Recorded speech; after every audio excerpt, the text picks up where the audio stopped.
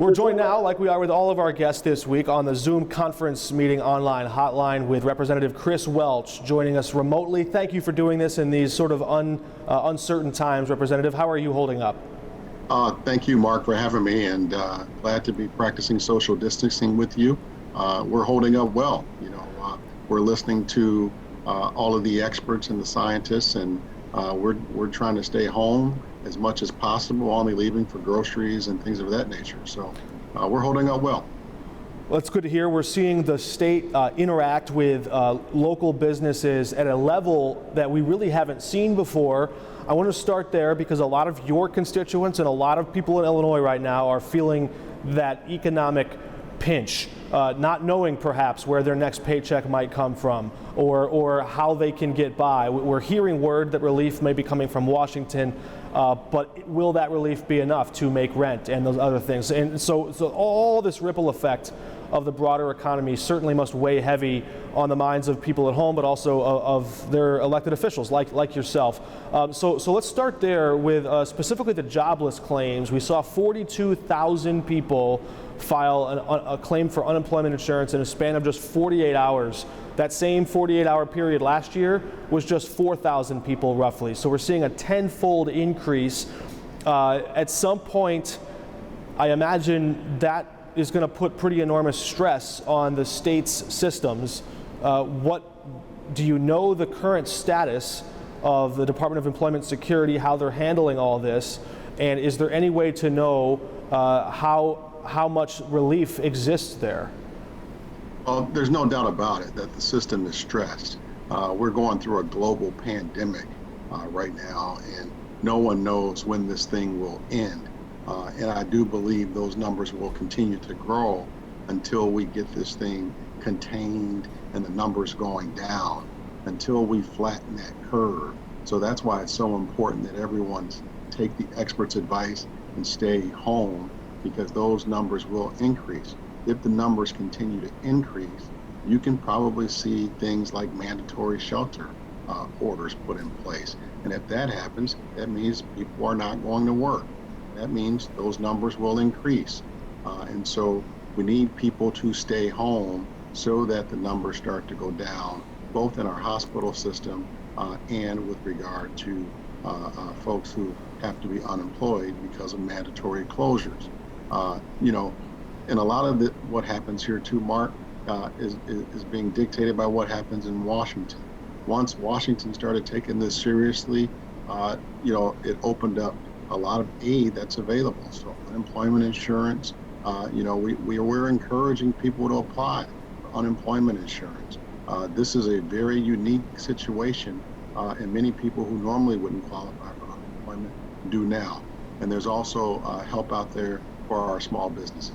Yeah, the governor expanded unemployment insurance to include anyone who would lose the job at no fault of their own or have to not be able to report to work during these times. So there is an expanded definition for who qualifies for unemployment right now. That's a very important piece of information.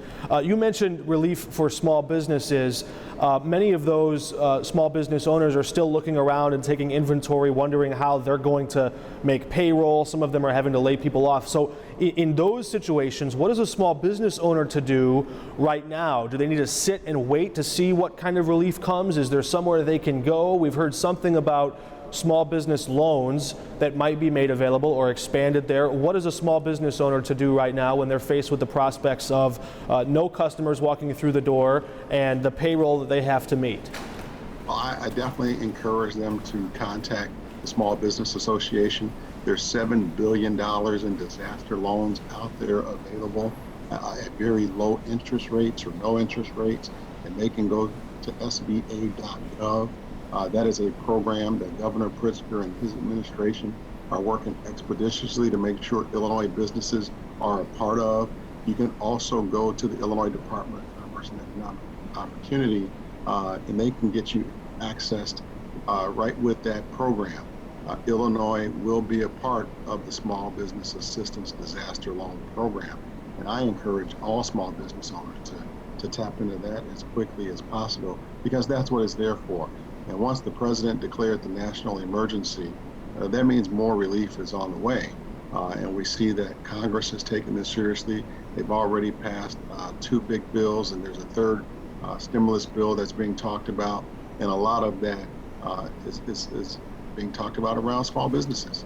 We understand that Springfield has shut down business for a while. Being the state legislature, that is, the General Assembly has been told to go home for 2 consecutive weeks now after this primary election. But that second notice came with an asterisk that said stand by, because the House Speaker very well might call lawmakers back to Springfield on short notice to address urgent matters.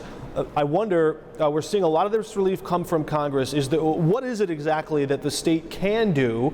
What are state lawmakers like yourself contemplating in these dire times in terms of, is it just a matter of administrating the relief that might come from Congress? Are there other additional supportive measures that the state might be able to take to provide some sort of legislative remedy or some sort of relief to people who are most vulnerable during this health crisis?